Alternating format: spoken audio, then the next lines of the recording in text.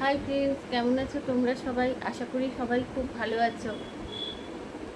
তোমাদের আমি একটা কথা বলতে চাই যে অনেকে আছে না, যে অনেক খাবার খায়, কিন্তু সেটা সম্পর্কে খুব নেগেটিভ মন্তব্য করে তবেই খায়। যেমন ধরো, কেউ সিঙ্গারা খাচ্ছে, হ্যাঁ, তো সে বলছে যে কি জানি বাবা, কি তেলে ভাজা হয়েছে, হ্যাঁ, খেলে আবার কোলেস্টেরল হবে নাকি, ফ্যাট বাড়বে, মোটা হয়ে যাব, হ্যাঁ।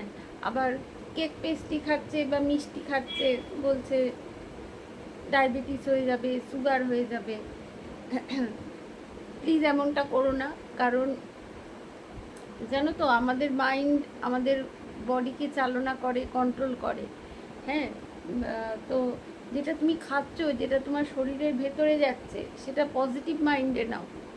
হ্যাঁ, তোমার যদি মনে হয় যে সেই খাবার খেলে ক্ষতি হতে পারে, শুধু মুখের স্বাদ বা ভালো লাগার জন্য তুমি খাচ্ছ, তাহলে সেটা কম খাও, কোনো কোনো দিন খাও।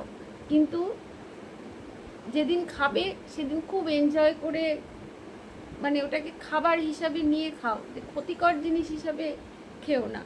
তাহলে ওটা খাবারটাই যতটা না ক্ষতি করবে, তার থেকে ওই তোমার যে একটা খাবারটার সম্বন্ধে যে একটা নেগেটিভ ধারণা আছে, সেইটা আরও ক্ষতি করবে।